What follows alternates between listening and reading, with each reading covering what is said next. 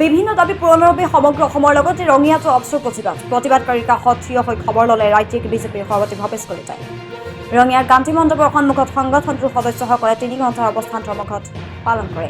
প্ৰতিবাদকাৰীসকলে কেইবাটাও দাবী উত্থাপন কৰে যদিও মূলতঃ অসমত থকা বড়ো মাধ্যমৰ বিদ্যালয়সমূহত অধিক শিক্ষক নিযুক্তি, অসমৰ প্ৰশাসনিক পৰীক্ষাত অসমীয়াৰ দৰে বড়ো ভাষাটো পৰীক্ষাত অৱতীৰ্ণ হ'ব পৰা আৰু টেটৰ লগতে চিটেটৰ বড়ো মাধ্যমৰ প্ৰাৰ্থীসকলক নিযুক্তি দিয়াৰ দাবী কৰে। প্ৰতিবাদৰ অন্তত প্ৰতিবাদকাৰীসকলে ৰঙিয়া সমজিলাৰ আয়ুক্তৰ জৰিয়তে অসমৰ মুখ্যমন্ত্ৰীলৈ এখন স্মাৰকপত্ৰ প্ৰদান কৰে। নমস্কাৰ, প্ৰথমতে সকলোকে নৱবৰ্ষৰ শুভেচ্ছা জনাইছোঁ আৰু আগন্তুক আহি থকা আজি ভোগালী তাৰ বাবে শুভেচ্ছা জনাইছোঁ। আজি আমি এই গোটেই অসমতে নিখিল বড়ো ছাত্ৰ সন্থাই 3 ঘণ্টীয়া অৱস্থান ধৰ্মঘট লোৱা হৈছে। আমাৰ বিভিন্ন বড়ো মাধ্যমৰ বিশেষকৈ সমস্যাৰ দাবীত আমি সকলোৱে দেখিছোঁ যে আমাৰ বিশেষকৈ আমাৰ যিখিনি বড়ো মাধ্যমৰ বিদ্যালয় আছে, LP স্কুল, সেই LP স্কুলত মাত্ৰ এজনে শিক্ষকেৰে পাঠদান চলি আছে।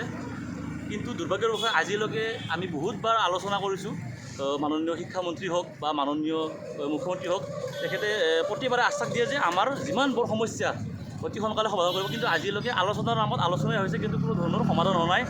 তেখেতসকলে কাম নকৰা নহয়, কাম কৰিছেও, কিন্তু আমাৰ যিখিনি মেক্সিমাম দাবী, সেই দাবীবোৰ আমাৰ আজিলৈকে পূৰণ হোৱা নাই।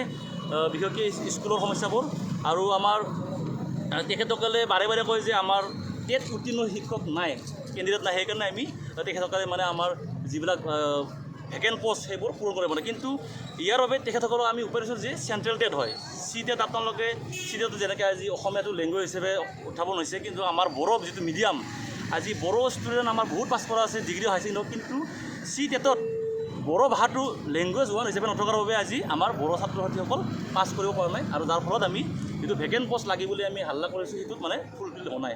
আৰু লগতে আমাৰ যিটো অসম জুডিচিয়েল এক্সাম, তাতো আমাৰ বড়ো ভাষাটো আমাৰ তাতে হোৱা নাই। যিহেতু বড়ো এটা মাধ্যম আৰু অসমত এটা ছেকেণ্ড অফিচিয়েল লেংগুৱেজ, সেই হিচাপত আমাৰ সেই অফিচিয়েল লেংগুৱেজ এটা বড়ো লেংগুৱেজ হিচাপত AGS এক্সামত আমাৰ বড়ো ভাষাটোৱে আজিলৈকে এষ্টাব্লিছ হোৱা নাই।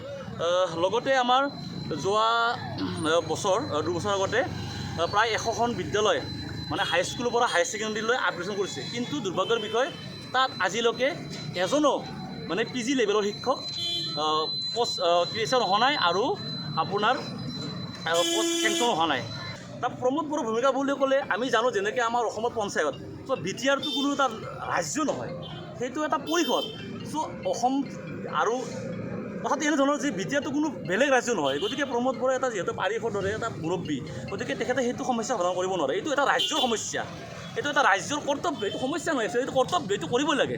যেনেকৈ অসমীয়া মাধ্যম স্কুলত আজি 3জন 4জন 30:1 টিচাৰ আছে, ঠিক তেনেদৰে আমাৰো বড়ো মাধ্যমৰ বিদ্যালয়বোৰত টিচাৰ থাকিব লাগে।